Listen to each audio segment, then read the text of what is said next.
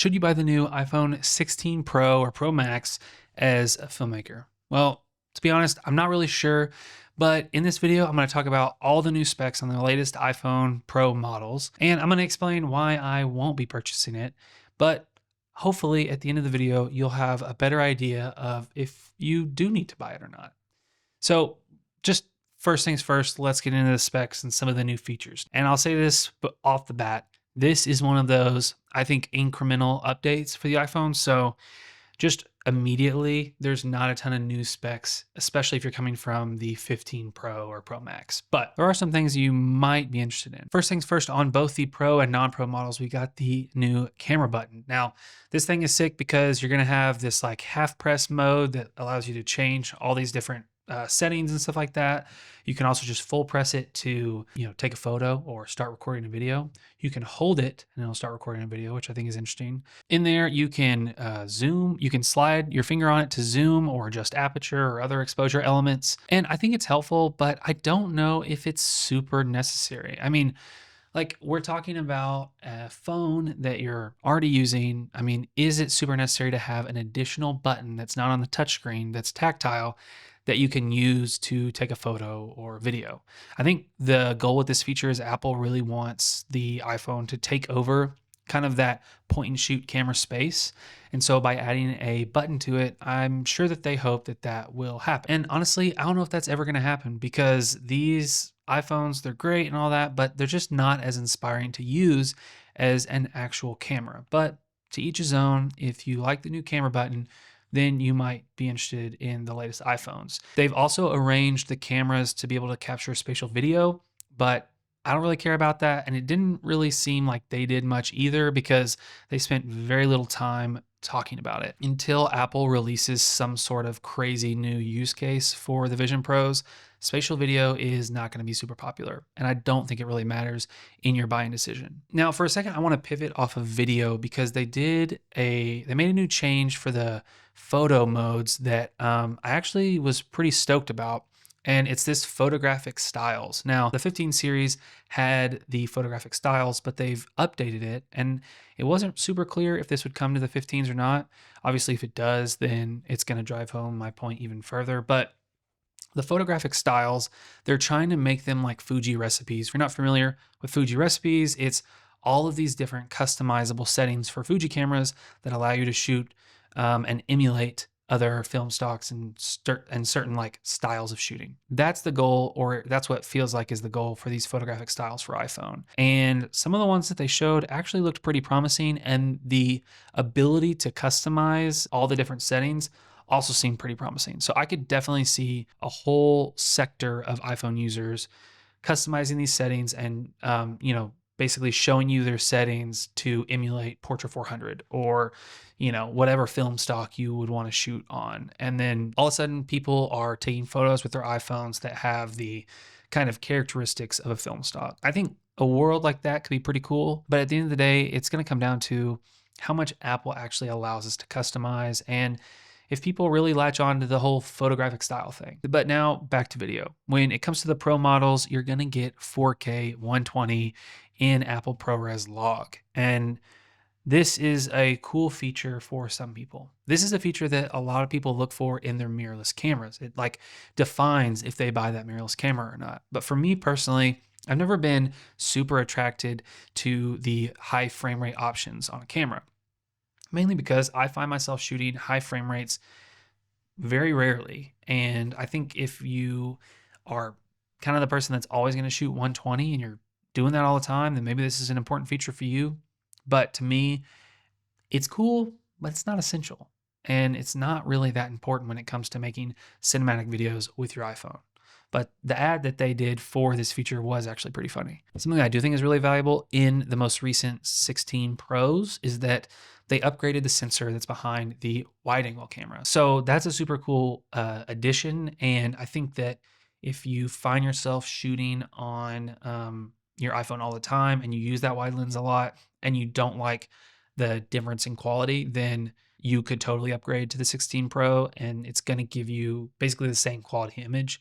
But I would also argue that like if you have a 15 Pro, you could just purchase Well, I'll get it for you right now. I have one. You could purchase one of Moment's 14 millimeter fisheye lenses, or like they have a wide 18 millimeter.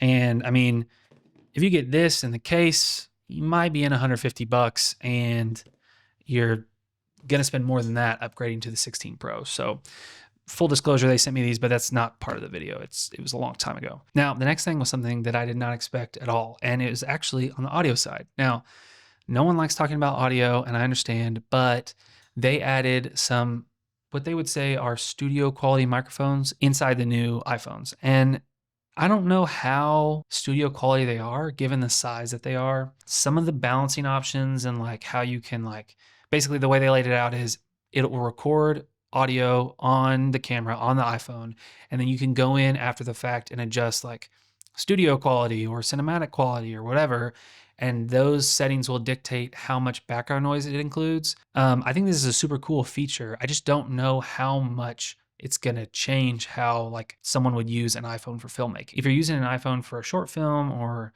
something like that, you're always gonna have external sound. I guess if you're shooting content on an iPhone, then that could help in that way. And that's definitely probably what their goal is. But I don't know how much it's actually going to help. Honestly, after all that, the thing that is most attractive to me when it comes to possibly upgrading is the better battery life. I don't know exactly what the number is, but I know that the latest iPhones are going to have much better battery life. And it's something that I've noticed with my 15 Pro or 15 Pro Max is that the battery life isn't awesome, and it'll be drained pretty quickly, especially if you're shooting video with it. And that's the thing, you know, you're always going to get a stronger screen, a better battery life. You're going to get all these tiny little features that are slightly better. But the real question is, are the features that actually have changed beneficial enough for you to want to upgrade? And I think for me, you know, the sweet spot of iPhone filmmaking is when you get access to Apple Log. And as far as I know, it's only the Pro models of iPhones, and I think the 15 Pro would be the first model that got it, that have access to Apple Log. And once you get to that threshold where you have Apple Log, you're shooting in ProRes, Apple Log, once you're there, I don't know if you can get much better. At that point, you're getting the highest quality footage out of an iPhone that you can possibly get. Yes, there's a slightly better sensor in the new one or whatever, but it's not going to make that big of a difference in my opinion. What I do think is cool about the new releases for the new iPhones is actually the flip side of it, which is now the 15 Pros are going to be cheaper. I don't know if Apple directly will sell them, but I know that you'll be able to find 15 Pros on sale after these new 16 Pros start shipping out. So the perfect scenario in my mind, let's say you have a 13 or you have a 12 or anything below a 15 Pro. I think you could probably get the 15 Pro for like the entry level price of like what the actual 16 regular model would be. And to me, that's like totally worth it. You're going to upgrade your phone. You're going to get Apple Log. You're going to get all the things that allow you to use the iPhone as a filmmaker and get cinematic footage from it. But you're not going to spend the crazy amount that the 16 Pro or 16 Pro Max will actually be. You know, I've actually used my iPhone 15 Pro Max as a C camera for a podcast shoot, and no one noticed a difference. And I think that it's that Apple Log that is the addition in the 15 Pros that makes it that beneficial. You don't need 4K 120. You don't need an extra button to hit record or to adjust settings. You can do all that on the touchscreen. Like, why do we need another button? You don't need to capture spatial video. Like, no one is asking for that right now.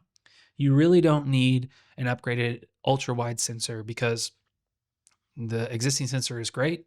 And when you're shooting with an iPhone, all you have to think about is making sure that the scene is bright enough and you don't have to crank that ISO too much. You're going to get an amazing image if you think about it that way. So these features that they added in the new 16 Pro, I know this is probably an unpopular opinion, but like, it's just not necessary. I don't think we should think about upgrading our iPhones every year, or we should feel the pressure to be like, have the next new thing. I'm not going to upgrade from the 15 Pro Max. And even if I had the 15 Pro, I wouldn't upgrade. Even like, I think the 15 Pro is the perfect iPhone for filmmakers because you get Apple Log, and that's all you need. That's my spiel. Sorry if this one was a little bit more hectic than usual. I am shooting this video after watching the event, and I'm about to edit it and get it out to you as quickly as possible. So hope you enjoyed the video. If you found this video helpful or it provided any value for you, I'd love it if you'd subscribe, because the whole goal of my channel is to help you make better videos through the videos that I make. So I'm making videos about, film emulation, color grading, lighting setups. I'm breaking down shoots that I'm doing. And if you ask me a question and I can make a full video about it, then I will. So yeah, thank you for watching. And until next time, let's get out there and make better films.